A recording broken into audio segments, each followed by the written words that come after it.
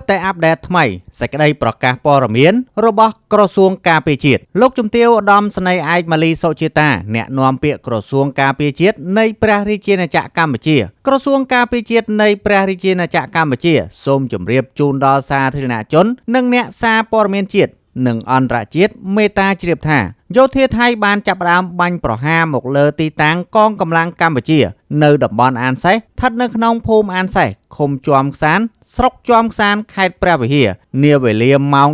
11:52 នាទីព្រឹករហូតដល់ម៉ោង 12:46 នាទីរសៀលមានចំនួន2លើកលើកទី1ចាប់បាញ់ប្រហារនៅម៉ោង 11:52 នាទីរហូតដល់ម៉ោង 12:22 នាទីលើកទី2ចាប់បាញ់ប្រហារនៅម៉ោង 12:25 នាទីរហូតដល់ម៉ោង 12:46 នាទីនៅក្នុងហេតុការណ៍ដែលយោធាថៃបានបង្កខាងលើកងកម្លាំងកម្ពុជាមិនបានតបតឡើយគឺបានប្រកាន់នៅគោលការណ៍អត់ធ្មត់កម្រិតខ្ពស់និងអនុវត្តកិច្ចព្រមព្រៀងបទឈប់បាញ់រវាងកម្ពុជាថៃដែលចូលជាធរមាននៅម៉ោង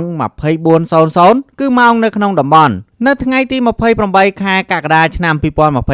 ឲ្យបានពេញលេញនិងខ្ជាប់ខ្ជួនបំផុតកិច្ចព្រមព្រៀងបទឈប់បាញ់ដែលសម្រេចបាននៅក្នុងកិច្ចប្រជុំពិសេសកាលពីថ្ងៃទី 28 ខែកក្កដាឆ្នាំ 2025ក្រោមកិច្ចខិតខំប្រឹងប្រែងដោយផ្ទាល់របស់ប្រធានាធិបតីលោកដូណាល់ត្រាំនិងលោកនាយករដ្ឋមន្ត្រីអ៊ីវ៉ាអ៊ីប្រាហ៊ីមនិងមានការចូលរួមយ៉ាងសកម្មរបស់សាធារណរដ្ឋប្រជាមានិតចិនដែលរហូតមកដល់ថ្ងៃទី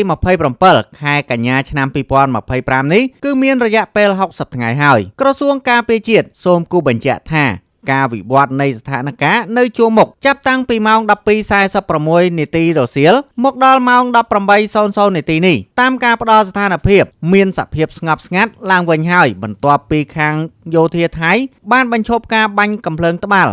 និងកាំភ្លើងដៃជាច្រើនគ្រាប់មកលើទីតាំងឈរជើងរបស់កម្ពុជានិងបានបង្កឲ្យមានការខូចខាតនៅសំណង់មួយចំនួនជាមួយនឹងគ្នានេះកងកម្លាំងរបស់យើងបាននឹងបន្តតាមដានសភាពការដោយប្រុងប្រយ័ត្នលើការវិវត្តយ៉ាងយកចិត្តទុកដាក់ខ្ពស់បំផុតនិងបានត្រៀមលក្ខណៈរួចជាស្រេចក្នុងការបំពេញតួនាទីរបស់ខ្លួនដើម្បីការពារបូរណភាពទឹកដីរបស់កម្ពុជាឲ្យខាងតែបានកងកម្លាំងរបស់កម្ពុជាសូមបញ្ជាក់សារជាថ្មីនៅការបដិញ្ញាចិត្តយ៉ាងម៉ឺងម៉ាត់ក្នុងការគោរពនិងការអនុវត្តនៅកិច្ចព្រមព្រៀងបទឈប់បាញ់រវាងកម្ពុជាថៃឲ្យបានពេញលេញនិងខ្ជាប់ខ្ជួនបំផុតដោយបន្តសហការគ្នាឲ្យបានជិតស្និទ្ធនៅគ្រប់កម្រិតនិងស្វែងរកកិច្ចសហប្រតិបត្តិការជាក់ស្ដែងសំដៅលើកម្ពុជាសន្តិភាពនិងស្ថិរភាពរវាងប្រទេសទាំងពីរក៏ដូចជាការវិលត្រឡប់ទៅរកប្រក្រតីភាពឡើងវិញឲ្យបានឆាប់រហ័សនិងអំពាវនាវឲ្យខាងភាគីថៃ